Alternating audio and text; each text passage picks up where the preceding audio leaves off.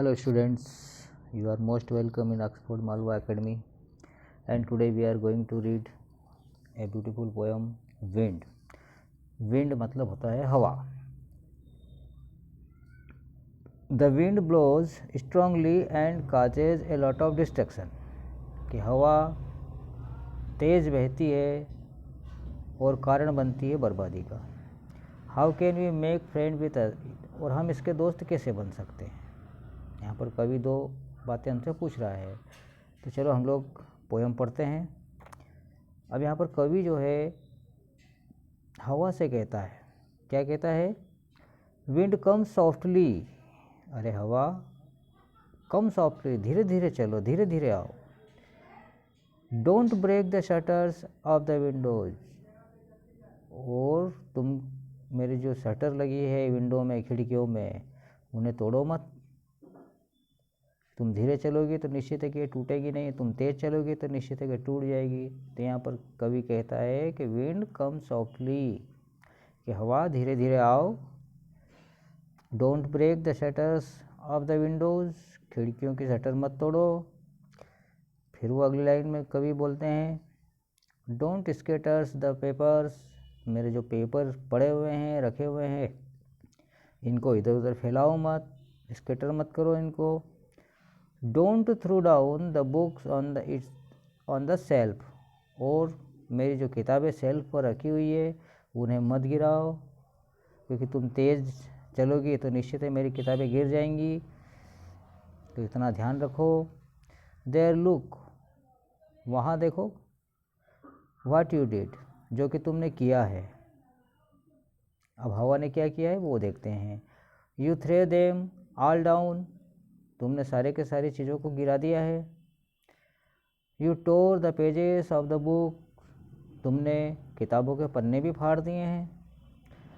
You brought rain again, तुम वापस आती हो तो बारिश भी लेके आती हो. You are very clever at poking fun at weakling, और तुम बड़ी चालाक हो. तुम जो है कमज़ोर का फ़ायदा उठाती हो, कमज़ोर को जो तुम परेशान करती हो. फ्रेल क्रम्बलिंग हाउसेस, तुमने जो है कमज़ोर घरों को तोड़ा है. क्रम्बलिंग डोर्स, कमज़ोर दरवाज़ों को तोड़ा है. क्रम्बलिंग राफ्टर्स, जो क्रम्बलिंग राफ्टर्स है जिन्हें छत के ऊपर जो पिलर लगे हुए होते हैं उन पिलर्स को तोड़ा है. क्रम्बलिंग वुड, तुमने जो लकड़ियों को तोड़ा है. क्रम्बलिंग बॉडीज़, तुमने शरीरों को तोड़ा है. क्रम्बलिंग लीव्स, तुमने जीवन को तोड़ा है.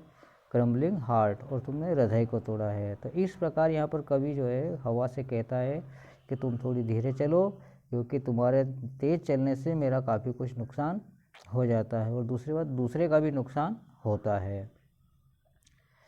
जैसे कि crumbling houses, crumbling doors, crumbling rafters, crumbling would, crumbling bodies, crumbling leaves, crumbling heart, इस प्रकार की चीज़ें जो है हवा से टूट जाती हैं.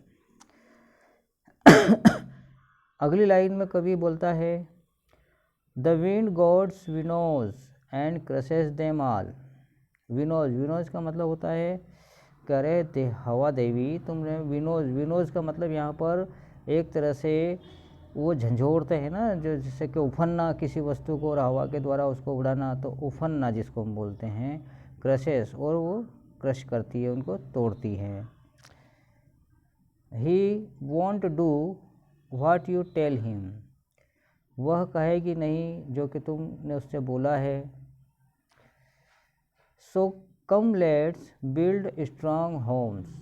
अब यहाँ पर कवि बोलता है कि ठीक है, कोई बात नहीं, लेकिन आओ हम लोग हमारे घरों को मजबूत बनाएं ताकि ये हवा परेशान न करे.